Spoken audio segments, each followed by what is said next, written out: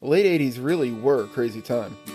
Pop rocks were still killing children, rock stars were still biting the heads off of various flying animals, and all the bad things that happened to you could still be attributed to that curse you got that one time you watched The Exorcist at your buddy Dan's house on his illegal cable box. There was a time before, if that doesn't sound right, I'll just Google it, when a trip 2 counties over could get you hopelessly lost if you had not brought a map.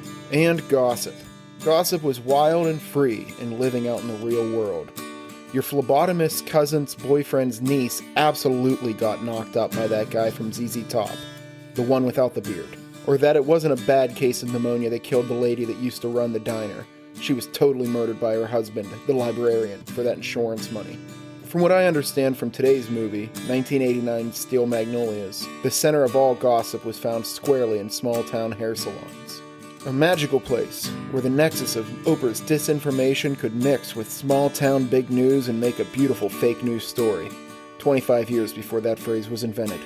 And also, if you didn't look out, that diabetes boogeyman could take you out at any second. Welcome to You've Got Mails. You know what they say, if you don't have anything nice to say about a chick flick, come sit next to me and CJ. Welcome to You've Got Mails, everybody. CJ, how are you? Fried green fucking tomatoes. No, that's not the right movie. That's the movie where the guy loses a leg. Oh, I was wondering. I was waiting for a guy to lose a leg in this movie, and it never happened. Me too, man. I got all the way to the end. I watched this movie with my wife. Okay. I get all the way to the end, and I was like, where's the guy that loses his leg? And she's like, that's fried green tomatoes, jackass. Like, what did you think about this one? Spoiler alert. Well, that's on the list, so everybody, we're going to get to that. But today, we're talking about 1989's Steel Magnolias, or as I like to call it, whoa, diabetes, slow the fuck down. Just cool it. I didn't realize diabetes was that bad. Fucking Wilford Brimley tried to warn us. Rolling over in his grave right now. Julia Roberts definitely could have used some Liberty Mutual. No, the oats. He sold oats. No, he sold Liberty Medical, not Mutual. Oh, that's right. Get your diabetes testing supplies from Good God. Liberty Mutual.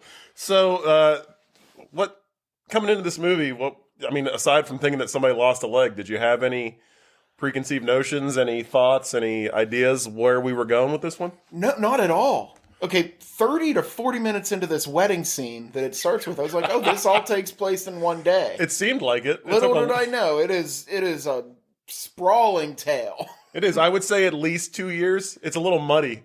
I just gauged it by how big the kid got.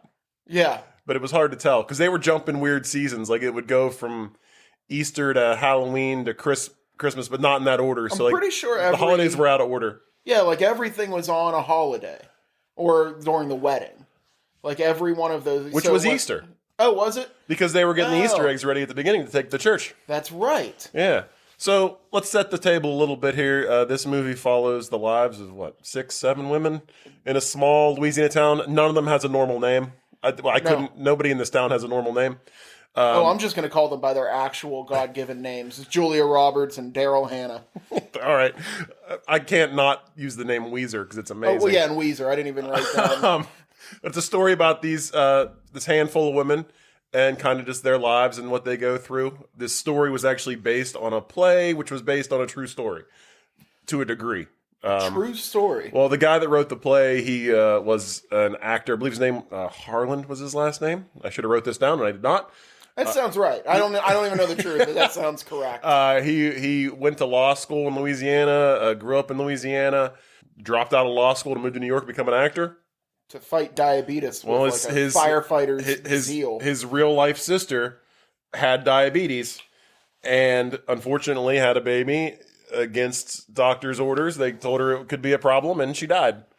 Wow. And this guy... Way to bring it down. I was just making jokes. Now I feel bad. This guy had never written anything before. He was just doing a little bit of acting, some, plays and things of that nature, but had never written. And someone suggested to him, because he was dealing with his grief, maybe write some stuff down. Turned into a play. Turned into a movie. He also did the treatment for the script for the movie. And he got to probably meet Dolly Parton. God, what a treasure. Let me ask you a question. Okay. Dolly Parton. Yes. Question mark. Love her. Yeah? Absolutely love her. She's overtaken Betty White, R.I.P., as the new nicest person on earth. Yeah. Like, there's no doubt in my mind that just Dolly Parton is an actual delight to be She's around. the one now, like, you look back, you watch old interviews with her, Yeah. and she kind of had the upper hand the whole time. Like, everybody was like, let's get Dolly Parton on, we'll kind of make fun of the bimbo a little bit. Yeah. She knew exactly what the fuck was going on Oh my the God. whole time. She's just the sweetest, nicest person. Yeah, she's so good at being good. So this movie, the director, I'm not even going to say this guy's name. I think I know it, but I'm not sure. But I didn't even bother to write it down because what an enormous asshole he was. That's what I've heard. Apparently, he did not get along with any of the women on set. He constantly harassed Julia Roberts and told her that she couldn't act. And she would just show up to, like, the other women's trailers crying. Joke's on him, though, because I think she won an Oscar for this, or was at least nominated for an Oscar for this. There's a great quote where I guess he told, asked Dolly Parton if she even knew how to act, and she said, "It doesn't matter, you're the director. It's your job to make it look like I can." Yeah. And I was like, she's the best. I'm here now. Yeah. Like, you got to figure this out. She's the absolute best. And this movie was stacked. Julia Roberts, Daryl Hannah, Shirley MacLaine, Olympia Dukakis, Yeah. the youngest Dylan McDermott ever. It was Dylan McDermott Jr. Yeah, the cool McDermott. Yeah. We're missing somebody. Sally Field. Goddamn Sally Field. Killing it. Absolutely wonderful. So I guess we start this movie with Daryl Hannah's character, who is Annelle, the mysterious woman, we'll call her, because nobody really knows her story. She's mysterious 17-year-old. Yeah, she didn't look 17, but she's all right, so she was 17. In a 35-year-old woman's body. Walking through this, like, idyllic little southern town. Not a person of color in sight, I noticed. Which is... What the fuck is that all about? All right, look, I wasn't... Here's the thing. I was going to save this for my final thoughts, but now that we've said it out loud... Yeah, cat's out of the bag. We're going to replace this movie with the new version of this movie, correct? They shot one with Queen Latifah a few years ago. You know what? We found this out when we were researching this movie, and I didn't want to put it on the list because... It looks like a made-for-TV movie. I'm not even sure. I could be wrong. But now we have to. After watching this movie, we just have to. It's just as a matter of... And what I am hoping for when we finally get to see that version... Yes. ...is that the only white people in that movie are working for them. Yes. Because that's what this movie was. And I was like, the fuck is this, like, antebellum South bullshit going on? I mean, it was 1989... I'm not making excuses, but I mean, I watching it, I'm like, well, yeah, I mean, this makes sense for the time that they weren't putting, it was just a bunch of white people in this movie. I'm watching, she's walking through town, and I was like, just all white as far as the eye can see. Like, what's going on here? And then they finally get to the house where the wedding's taking place, and I was like, oh, there's a black person. Oh, she's washing the windows. Oh, there's another. Oh, she's cleaning the floors. I was like, yeah. Jesus Christ. What is this? This movie had movie didn't age well. In that regard, it did not. Yeah, I'm not going to spoil things, but I generally enjoyed this movie. But that part did not sit well and did not age well.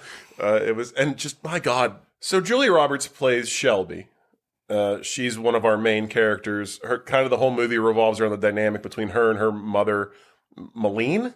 Sally Field. Again, weird names, like apostrophes where there shouldn't be apostrophes. I don't know. Yeah, it's got to be short for something. The whole movie kind of revolves around their dynamic. And in the first, it goes kind of by seasons, by holidays, like CJ said. It's Easter, but it's also Julia Roberts, Shelby's wedding.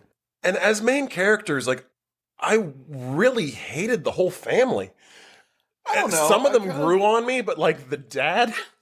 That dad is a menace. A total menace. Like, just running around with a handgun. His name... Firing it into the air. His name is Drum, by the way. Drum? Drum. His name is Drum. I'm assuming that's short for, I don't know, Drumifer. Like, it gets to the point where she has to hide his handgun. Were you waiting for somebody to get shot? I have it written here. Like, this is the first movie where we literally have a Chekhov's handgun. Yeah, we had Chekhov's gun, and then nothing came of it. Like, nothing happened. They put that gun away. He never found it again. Yeah. Until, that little boy a few years after the movie filmed. Jesus. Yeah. Roaming around, finds it in the cupboard or whatever. Holy hell. Yeah, I really thought someone was going to die. I think I put in my notes at that point. It was going to be one of the sons. This whole movie, the tagline for this movie, when we watched the trailer, the only funny movie that'll make you cry. The funniest movie that'll make you cry. So I'm expecting the worst throughout the whole movie, right? Yes. I could not figure out who was going to die the whole movie. I would say I had no idea from minute to minute where this movie was going. Like, I have it written down here. I have Shirley MacLaine gonna die. Oh, maybe it's Olympia Dukakis. And then I wrote, oh, Sally Field gonna die. Yeah. When they started talking about doing the They're kidney gonna take swap. her kidney, yeah. And I was like, oh yeah, she ain't making it out of this. And the whole time she's been warning her. Now her daughter's got to live with this fact. Yeah. Oh, spoiler alert. But just... daughter ain't living with shit. No, yeah. Julia Roberts, 20-year-old spoiler, is the one who dies in this movie. But everything was just so kind of low stakes. So, like, you find out that very early on, which this scene... for me, and then I realized Julia Roberts was at least nominated for an Oscar, maybe won one. When she has like a diabetic attack, I was like, God damn it, she's a really good actress too. Like, Julia Roberts is great. It's kind of like last week with the Meryl Streep thing, where I was like, I don't really get it, and then I saw Bridges, and I was like, oh, I get it. She's really good. Yeah, Julia Roberts, really good. But we find out that she has diabetes, apparently a very severe form. The most aggressive, cancer-like diabetes you've ever seen. Yeah. So throughout the movie, it's kind of an overarching theme where her mom is the one who's really taking care of her and making sure, like, keeping this in check. And Julia Roberts gets married, and then she wants to have a kid, and against doctor's orders, because they're telling her, you may not survive childbirth. This could cause a lot of complications. She has the baby anyway. Then her kidneys start to shut down. Yeah. But throughout this movie, like, first of all, they're like, if you have this baby, you're going to die. Yes. Baby just comes and goes. Like, no... There's no drama. Let's just jump a few months, you know? No, it's like there's the wedding. She tells her mom she's pregnant. They have a fight. Flash forward a year later, the baby's fine, healthy. So is Julia Roberts. Yeah. Apparently. Then we find out that her kidneys are shutting down. She has to have dialysis, and she's like, no big deal. It's not a big deal to her. Like, no, they just play it off like it's no biggie. Dialysis that's a lifetime of pain. Yes. I mean, her arms are just battered. Like Holy they show. horror movie, Batman. Yes. That arm, that had to be prosthetic. Like there was. I think it was makeup, but it was pretty. Yeah, it was prosthetic. It definitely wasn't. I mean, I don't think they really beat the shit out of Julia Roberts' arm for this movie. Yeah, I guess it's possible, but I mean, that's acting. I mean, when they pulled that up, though, I gagged. I like audibly was like, oh. Yeah, it was not a good look. But then they find out that the only thing that can help her is a kidney transplant. So mom offers up a kidney, and I'm like, well, this is where somebody's gonna die. They put him in the hospital. Doctor comes out and goes, hey, everybody. Went swell. Everything's great. You like how they're in the hospital and it's like the old ladies are all just puffing away on their smokes. I put that in my notes. Smoking in the hospital. What a time to be alive. Doc comes out, puts one out on one of the ashtrays. Yeah, those were the days. Wall. So doctor comes out, everything's fine, and then they move on. And all through this movie, I'm like, well, somebody's gonna die eventually because something's gonna, make me cry. And finally. And finally? When she finally did die, it was just so like, well, I knew it was coming. Oh, you didn't feel it? I think I teared up.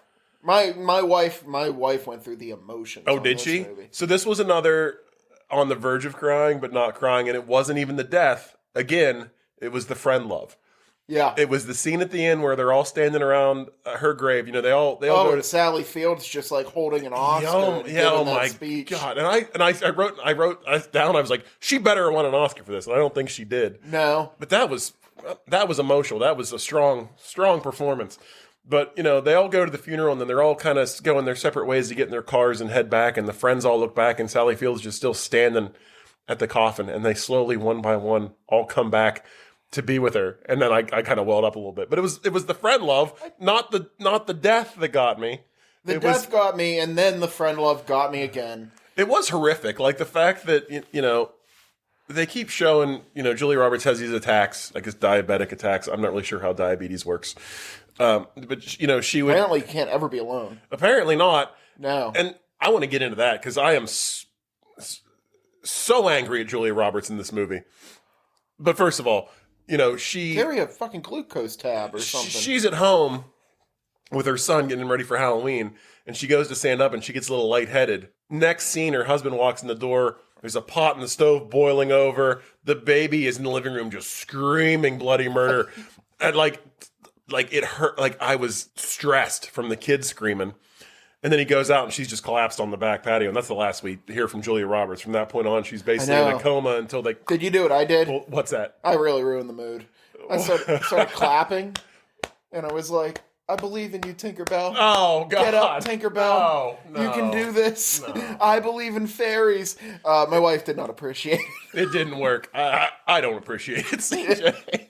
But that, like my biggest problem with Julia Roberts is she does not know how to handle this disease. No way, man. She works in a hospital. The scene before she basically dies, she's getting up to leave the hospital and gets faint and almost falls down at work in a hospital.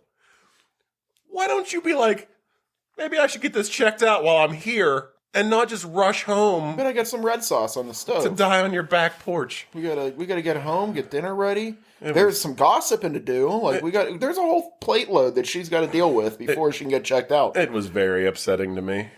Very upsetting. Now you're missing out on the real prime part of this movie. If it's not Weezer, I don't want to talk about it. It is Weezer, Shirley MacLaine, and Olympia Dukakis. That whole Clary. Clary. Clary was Olympia Dukakis' name. Oh, And man. Weezer, which I had to look this up because they started calling her Weezer at the beginning of the movie, and I was like, that can't be right. Am I hearing this correctly? Is this woman named after a 90s alt-rock band? Yes. That sang the Sweater song? So I looked it up. It's spelled Ouiser, and apparently it's short for Louise. And it's a real name. Yes, but these two are just fantastic. We meet Weezer because They're basically the Statler and Waldorf of this movie. they really are, and they've got the best lines. But we meet Weezer because, as we said, Sally Field's husband, Drum, is just shooting a gun in the air to get rid of birds for this wedding reception because he doesn't want bird shit everywhere. Absolute menace. Absolute menace. Needs to be locked up. Although we do find out later they're blanks. I don't know if that makes it any better. Could you imagine if you lived next door to this guy? I would be fucking outraged. Yeah, dogs losing hair. Yeah, this poor, and I'm a big animal guy, so like when she comes over with that dog that is so stressed out that it's losing clumps of hair, and she's like, could you please stop shooting in the sky? I was like, just let that dog loose on this motherfucker. Just let it happen. Turn this movie into a Cujo scenario where this dog is just terrorizing a wedding. Also, that dog is a bit much for like an 80-year-old woman. No, I loved it. It was perfect. It made all the sense in the world to me because she was so worried, it seemed like, about the state of the world at times. Like when they left the wedding at the end and she wanted her to walk her home, she's like, you understand the state of the world these days? I can't walk into my house alone. That dog was for protection. That was her ride or die dog right there. Did you write down like what's your favorite Weezer line? Oh, from this? absolutely. So Sally Field works in I guess kind of like a home where they handle people with like, or maybe more like a therapist's office. Yeah. So she kind of knows some secrets about people in the town. And she says to Weezer at one point, maybe you should come by and let us like talk to you and see. And she goes, I'm not crazy. I've just been very angry for 40 years. I was like, I feel that. Like, I feel that a lot. I love the one where she's talking about Sally Field's husband. What did you say his name? Doug? Drum. Yeah. And he says, yeah, I bet he takes the dishes out of the sink before he pees in it. Like, this lady, just the writing on her alone makes this movie. She had some great lines. There's a point where Daryl Hannah's character, who plays Annelle, has the weirdest arc in this movie. And she was... Okay, so you own, like, let's step into Dolly's shoes here. Okay. First of all, since we're talking about weird names, Dolly's husband's name is Spud. Yes. So we've got Spud and we've got Drum. Moving on. So that's all I want to talk about. You're Dolly Spud, really. Parton. You're looking for someone new to help you out around the hairdressing salon. Yeah. That Spud built in your garage. Nice place. It is very nice. Spud's he's a craftsman. Yeah, I'll give him that. He carpents. Yeah, he's got serious depression, but he's a hell of a carpenter. Yeah, there is some subplots in this. They just lead you in, then they don't even talk about it ever again. We'll get into that too. I got a lot of problems. You're looking for help around the shop. This woman shows up. She goes, I'm a hairdresser. Her hair is an absolute fucking catastrophe. It really was. Like, it's completely wrecked. Now, she's living in a boarding home, mind you. She's been through the shit. And then she's like, I'm 17. And you're looking at her like, this woman is clearly in her mid-30s. Yes. And she's like, I don't know if anybody had ever... It's Daryl fucking Hannah. Well, like superstar model Daryl Hannah with the fins and all that stuff from that movie. It just, her whole character made no sense. Well, first of all, you wanted me to put myself in Dolly's shoes. Dolly, her character's name Truvy, also Truvy. Weird fucking name, Truvy with a V. Absolute saint. Yes. So of course she's going to take this girl in and take care of her. But there is backstory to this where she called the cosmetology school looking for someone to help her, and they sent her to her. She was the valedictorian of her class. So, I mean, she knew she could do hair. Yeah. She just looked a mess. But then you find out that her husband just up and disappeared, which we'll get into that later. Her husband just ups and disappears. She doesn't know where he's at. He took all the money. He's just gone. She's living in a boarding home. She's going through it. She doesn't even know if she's married or not. And you know, these ladies, you watch this movie, they love the gossip. So I think part of it was just, oh yeah, you got a story. Yeah. Like Dolly says that, like, oh, she's got a story. She was just intrigued by her. So like she wanted to see what her deal was. But her arc in this movie, like, so she shows up, like we just said, kind of been through the ringer, doesn't know what she's doing with her life. And then, you know, we flash forward in this movie by months and years, it seems like. So one major event will happen, you move to the next. So every time we see Daryl Hannah's character, she's completely different. Like, so she's this kind of bookish, nerdy girl in the beginning. After this first portion, we flash ahead to Christmas. She looks like a Dolly Parton clone. Yeah. She's got blonde hair, big poofy hair. I mean, I'm assuming in 1989 this was hot. Oh, yeah. I mean, the hairspray on the budget on this movie alone is probably They burned down that town if anybody lit a cigarette. Outrageous. So we get to that, and then you kind of find out that she's kind of sowing her wild oats. She's kind of a bit of a party girl. Yeah, she's like, I'm out drinking and smoking and dancing. Yeah. Then we flash forward a little more, and she's found Jesus. Like, to the point where she's that person that's found Jesus that when they walk up to you, you're like, here we fucking go again. Just like my big fat Greek wedding. That boyfriend had to get baptized into this. He did not want any part of it. Oh, man. He got pulled along. And just everything is a Bible verse, and everybody's a sinner, and she's judging everybody. And from there, she doesn't get any better. Like, that's pretty much where her character ends, is still being that same pain-in-the-ass Bible thumper. And you're like, what the fuck? Even at the end, at the funeral scene, she has, like, I guess she comes to Sally Field and kind of gives her, like, a little bit of comfort. She's with God. In a way, but also read the fucking room. Yeah. Like, she walks up and she's like, oh, well, you know, your daughter's sitting by Jesus' side now, so you should be happy. And she's like, I just lost my daughter. Like, what the fuck? Yeah. It's real nice thought, but, like, I'd rather have her here right now and not... Why don't you take your thoughts and hang them out way over there? Like, just fuck all the way out. Wait, doesn't Weezer at one point tell her to shove her Bible up her ass? That's kind of where I was getting, because we were talking about Weezer quotes, and I thought about that one, so I felt like we needed to segue into Nell. Yeah, she tells her to shove the Bible up her ass, which is... Whew, chef's kiss. I love Weezer. She's everything for me in this movie. But yeah, and so, you know, by the end, at that funeral scene, I was like, God, I hope she punches her. There was a part of me that really thought Sally Field was going to hit her, and I was super psyched about it, and then she didn't. They even have, like, their little subplot between her and Clara, you said? Clary? Yeah. Where, like, even their friendship has a few ups and downs during this. Like, they have their own little thing going on in the background. I felt bad for Weezer a lot of this movie, especially towards the end. At the funeral, and this is kind of what, you know, Sally Field is just turning in this fucking amazing performance where she's angry, and she's angry 1 minute, she's crying, she's so upset that her daughter's gone, she doesn't know how to make sense of it, and Clary grabs Weezer and shoves her in front. She goes, just punch her in the face, it'll make you feel better. And I was like, and then it really upset Weezer, and then Weezer kind of walks away at that point, and they make up, but like, they really do kind of bully her for no good reason. Like, I feel bad. Just because she's ornery. Yeah, but... That's Southern for angry. Maybe she's ornery because everybody's a dick to her all the time. But I wouldn't want her anyway. I mean, like, even Sally Field's husband, like, bites at the air at her. Yeah, well, yeah. That part had me tear up a little bit, too, when they're at the wake. She gives him a little nudge. Yeah. They're at each other's throats the whole movie, and then she kind of walks by, doesn't say anything, but, you know, there's been a lot of animosity, and she's kind of... I got the tinglies now thinking about it. Yeah, me too. She kind of elbows him in the back just to say, like, hey, I know we fight, but I'm sorry.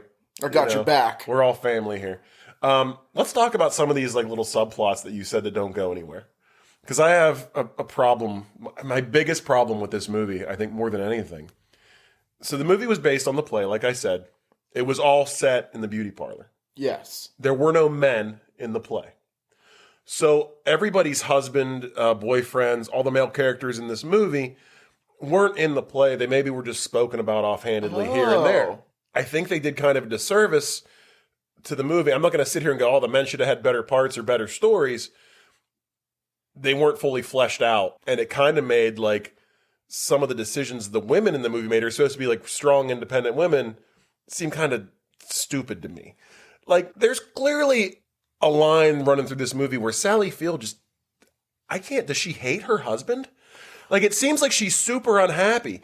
And then in the beauty parlor at the beginning, Julia Roberts is like, oh, I can't wait to get married and spend my life with someone my whole life. She kind of looks at her like, oh, like rolls her eyes like she has regrets, but it's never fleshed out. And Drum seems like a complete fucking idiot. Like I think it's just one of those likable things. In like a goofy, like Southern way, but he also seems like a horrible husband.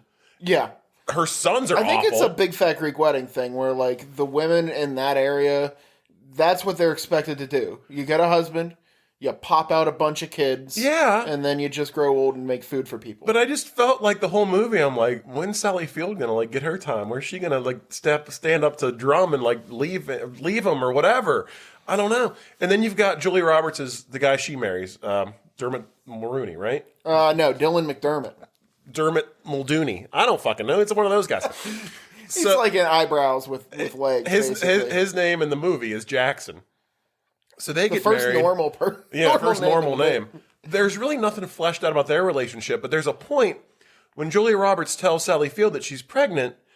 She goes, well, I think maybe it'll help things. Like, alludes to the fact that the marriage isn't working out. But every time you see this Jackson guy, he's fine. Like, he's nice in the beginning, he's nice at the end. He's just she even at the very beginning says, I told him no at first. Like, there's this whole thing about she didn't want to marry him at first, and then she gave in. He grew on her, she says. But then, like she says, she's excited to marry someone and grow old with him. But she says the baby is, because, having a baby always fixes relationships. That's never a bad idea. Totally. You start with getting a giant dog together. then you go and have a baby. That's how you end up like Shirley MacLaine. Weezer, never have the baby and just have the dog for all your life. Exactly. And that seems like a great life to me. You just want to be Weezer. Yeah, I just want to be Weezer. Just grow up and yell at people. Yeah, I can't wait till I get old and just people stop caring what I do. Because I'm just going to be a horrible asshole to everyone, and no one's going to. They're going, oh, he's old. It's fine. It'll be great. Yeah, but so he's got his pants on today. He's doing all right. So Jackson seems like there's problems with him, but it's never fleshed out. He's just kind of there. And then you've got Dolly Parton's husband, Spud, who never leaves the house. Is always in bed with a bottle of beer smoking cigarettes, but she just seems to love him. Like, she's like, that's just Spud for you. Never really has, like, she tries to coax him out and, like, kind of get him out of his funk that he's in, but he never does. And then finally, for a funeral, it takes someone dying to get this guy off his ass. And he's like, well, seeing her die just makes me think, like, I don't know what I'd do if I lost you. Where was this at the rest of the movie? Spud? You dickhead. Like, all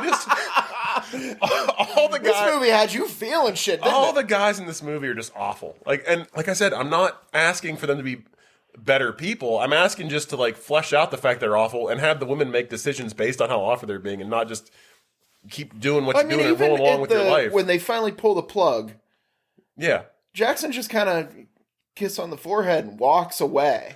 Like, Sally Field is there all the hand. It's heartbreaking. Yeah, he's the one that signs the papers too, which made me hate him immediately. Oh, really? Yeah, when they're in the hospital, like they allude to the fact that they're going to just end it because she's in this coma, she's not coming out, and they show him with a clipboard signing, and then he hands over to the doctor. Next thing you know, boo, fucking flatline. Hey, I mean, it seemed like it was the right choice. And it's at that point in the movie where I thought maybe Sally Field is going to shoot him because she knows where the gun is. But it never happened. And that gun never coming. There's another loose hook, like, that they just left dangling there. Who needs a gun when you've got a crossbow with explosives attached to it? What the fuck Rambo shit is this? Wasn't Rambo. I have expected Tom Skerritt to look at the camera and be like, I'm Johnny Knoxville. This is explosive crossbow. Welcome to Jackass. Because when he can't find the gun anymore, he takes his two dumbass sons, who have been doing nothing but causing problems the entire time, ties a bunch of firecrackers to an arrow and shoots that into the sky. They did. Like, this is the most white trash to ever trash through White Trash Town. It was ridiculous. They did contribute to a lot of people saying rubbers, which I thought was awesome. Like, every character gets to say rubbers once. Yeah. I mean, this movie was a right-wing lunatic's wet dream for the first 10 minutes because you had just people firing guns into the sky, people of color only acting as servants, and then you had Sally Field basically giving an anti-birth control speech about how much she didn't like the rubbers. I was like, well, this is perfect. This is as Southern gets right here. So yeah, there was that. Somewhere, never mind. You lost me. I lost you? I'm sorry. No, I love it. Oh, man.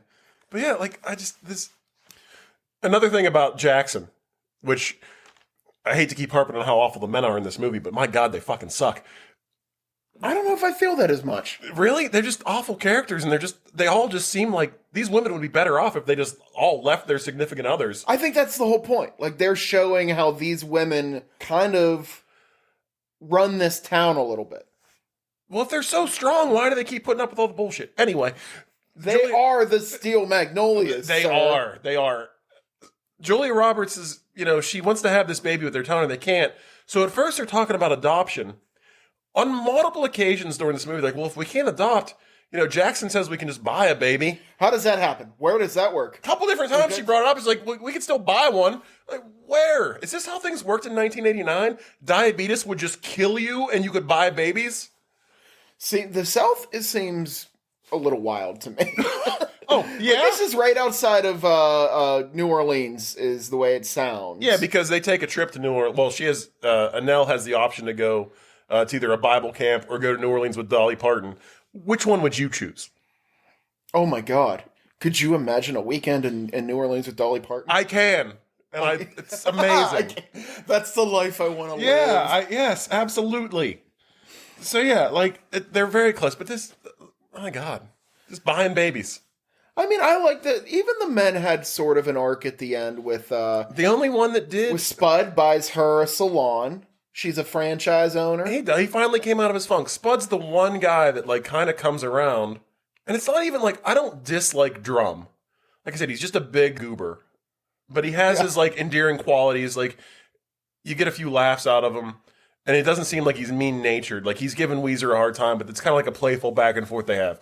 Where he is terrorizing her dog to the point where the dog's going bald. Yeah, well, yeah, I guess it's not as playful as I make it sound. But my biggest problem is, why is Sally Field's character seem so unhappy in her marriage? There's even a line where Julia Roberts, when she comes to tell her that she's pregnant, she goes, I wanted to tell you and Dad at the same time, but you guys are never together. Yeah.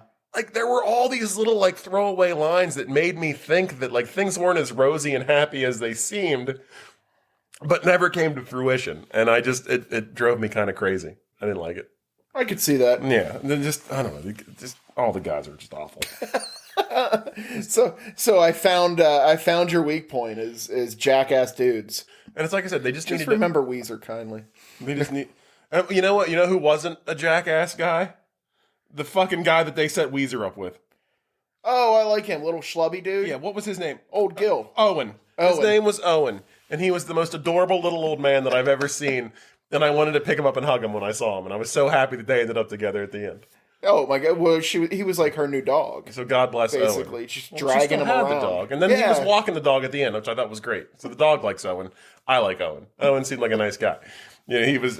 Like she said, like they talked to Weezer, and she goes, I somehow I married the biggest two losers on the face of the earth, like back to back. So like I'm just done. And then she says about him, well, he was actually a decent guy, and somehow I screwed that up. So she gets a nice second chance. Owen seems like the kind of schlubby guy that you don't really know too much about him, and then you go to his house and he has like 14 like medals of honor on the wall.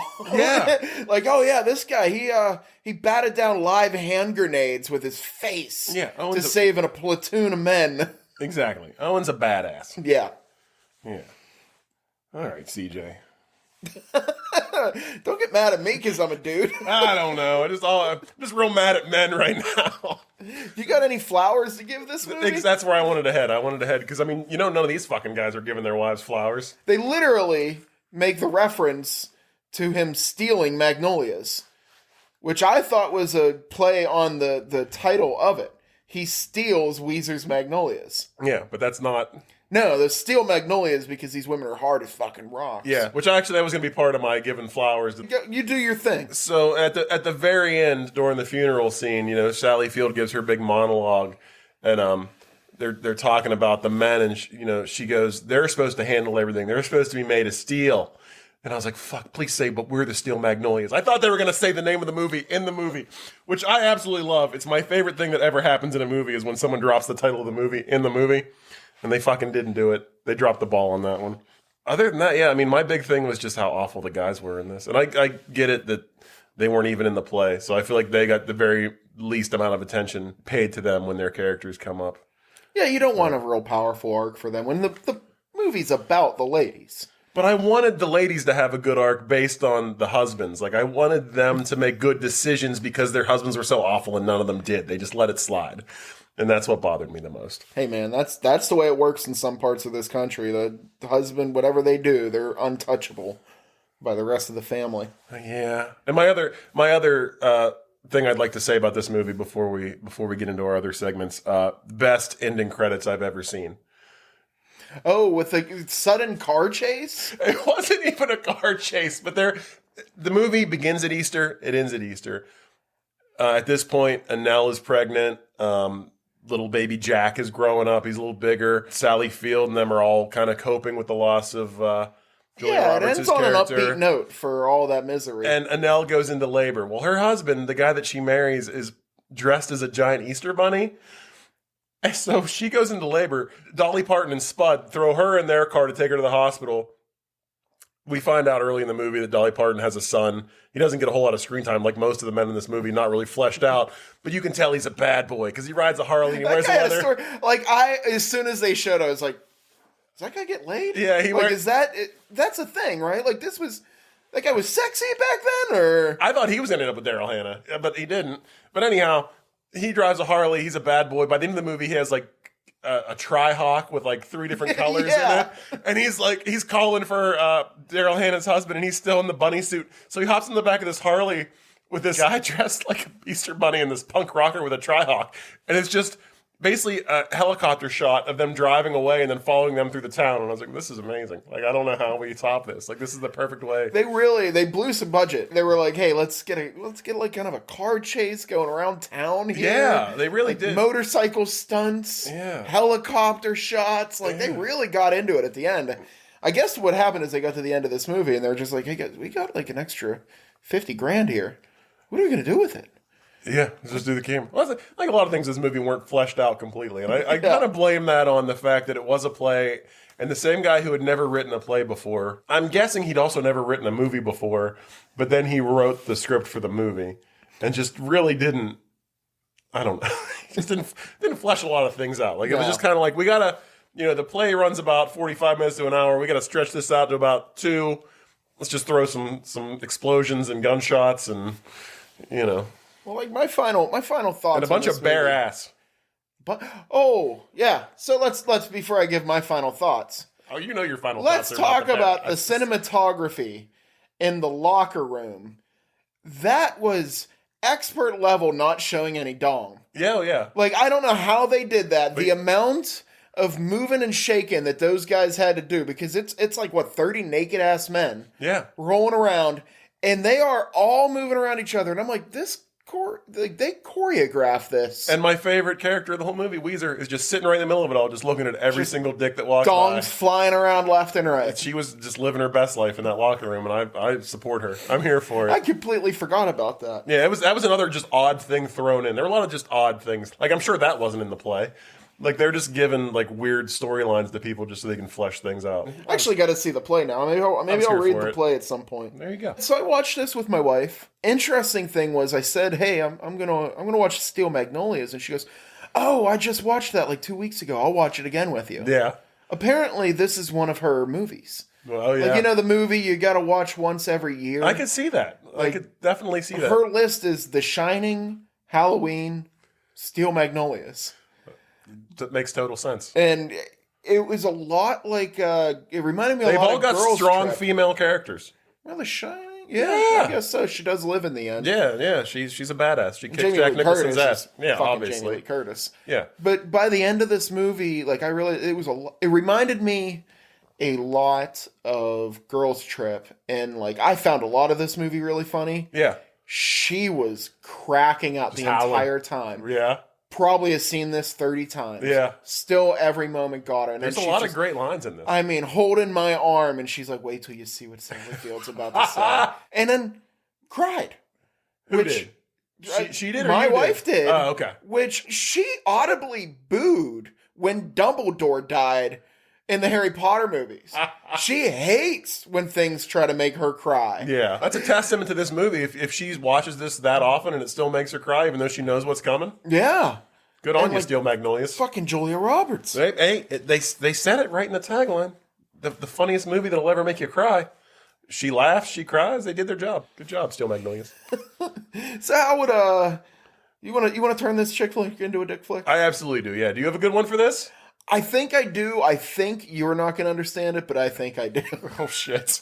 All right. Well, let me go first then. Okay. Because I have a very minor one that I kind of. So I really actually enjoyed this movie.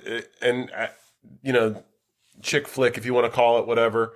I got a lot of laughs out of it. This was a chick flick. Yeah.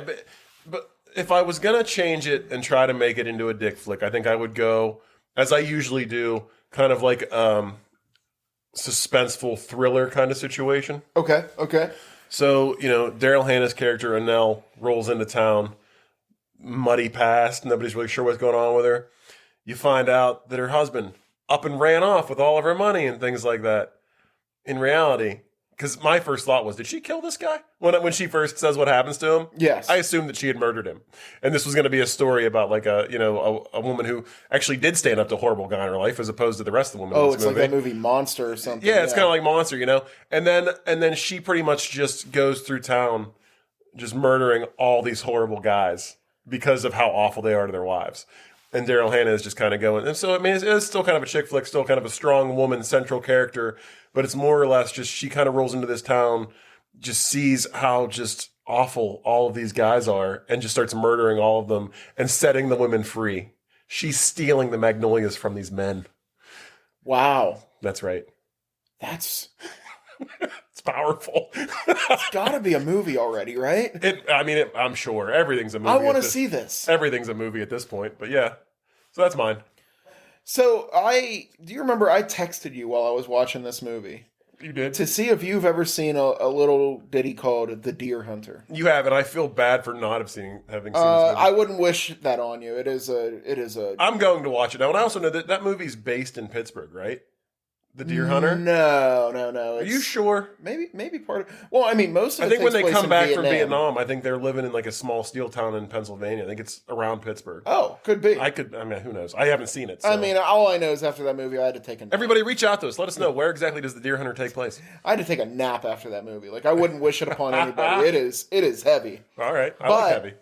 Much like this movie, The Deer Hunter begins with a 45-minute wedding scene. Really? Where they kind of set up all the characters. Okay. What happens, though, and very much like this movie, the wedding ends, and they time jump, and all those same characters are in Vietnam, fighting for their lives. They end up in like a Saigon prison camp. I kind of hope I know where this is going. I want these same characters. Sally Field, Julia Roberts. So It's the wedding. It's awesome. We'd have to set this movie in like 64, 65. Everything's going great, and then time jump. All 5 of these ladies, including Weezer, they're all in Vietnam. Yes. Just marching across the field, flamethrowers, shooting guns. Playing Russian roulette. Yes. I want to see and that's Dolly how Parton. it ends.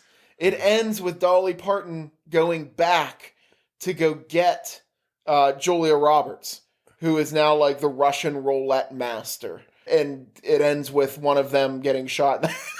I imagine Julia Roberts again. It has to be, right? But I really just kind of want to see Dolly Parton, like, firing a machine gun at people, mowing people down. Just in the muck. Yeah, absolutely. And Weezer would have to be the drill sergeant. Listen, darling, Charlie's in the trees. I can see him right there. Come on, everybody. Let's get your shit together. Like, pull yourself up by your bootstraps. Let's mow these motherfuckers down, all right? Come on. Where's he at? 9 o'clock? 5 o'clock? Yeah, He's from somewhere from 9 to 5.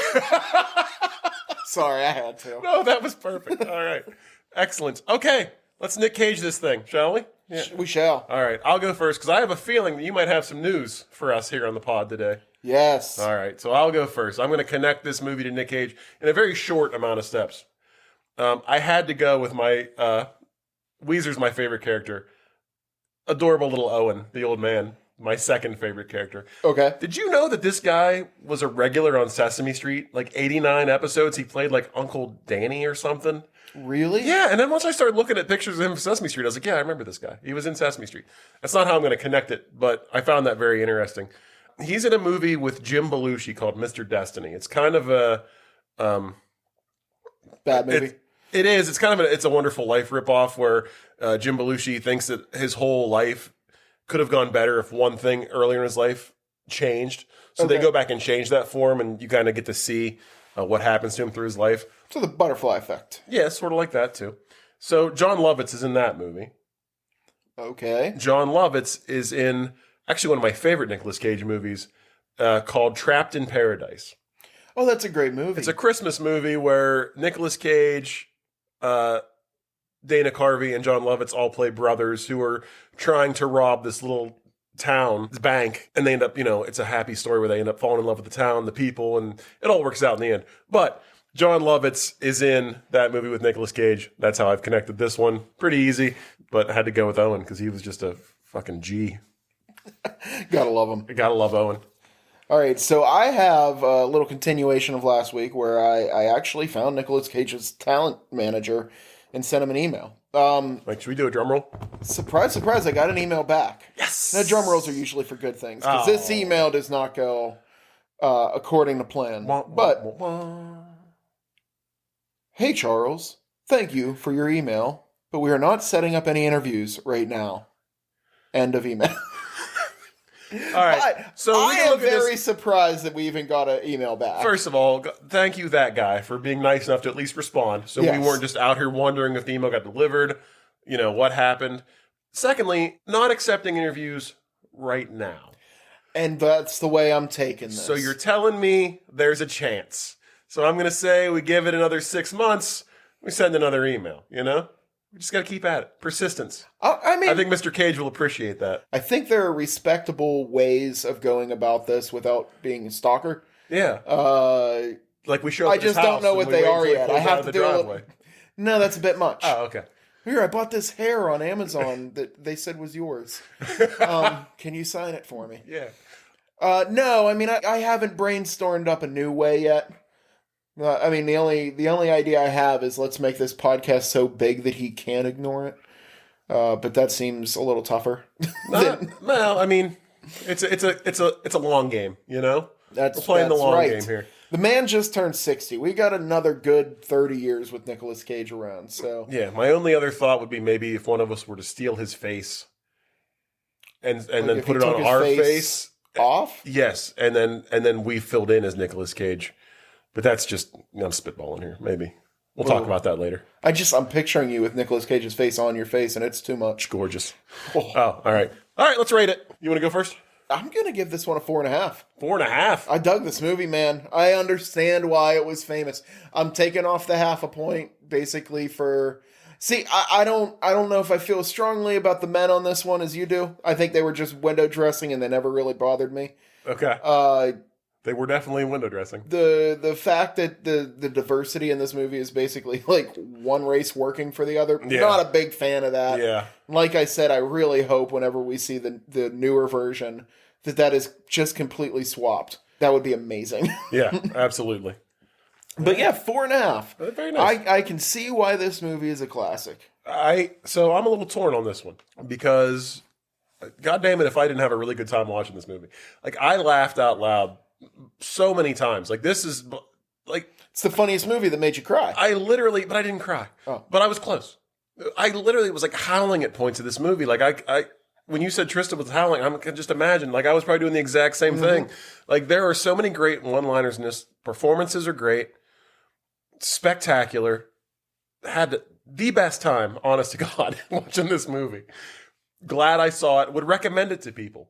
But the problems I have with it are, like I said, there's just a lot of like loose ends in this movie, and like things that are alluded to, they're never really covered. There's like weird, one lines that are dropped that don't go anywhere. And my other big problem with this movie is just how ridiculously out of touch it is for the time, like modern times, as far as like just the race and like the amount of people in. I don't know if you noticed, there's guys just wearing like Confederate Army caps at the wedding, and when the groomsmen all pull up, they're all dressed like Confederate soldiers, just shooting guns in the air. Did you notice that? No. Yes. Oh, you mean the raiding party? Yeah. That showed. Yeah, that was a. They're all dressed like Confederate soldiers. Which I get it. It was the South in 1989, but that made me feel icky when I saw it. So I'm not going to go as high as a 4.5, but I am going to go, I think, a 4. Because I did have a really good time with this movie. Like I said, it's got its issues.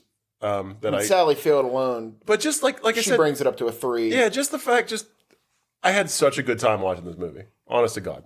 So I think 4 is the score I'm going with. I love it. All right, CJ, it's time to roll for our next one. All right, how many movies are we up to at this point? We are at 192. All right, let me hit that generate. All right, we have number 9. Number 9. Oh, you thought you could get away, CJ. You thought we were done with the Julia Roberts. Is she still here? She's still here, but not for long, because it's Runaway Bride, CJ. Oh my God, is she running from the diabetes?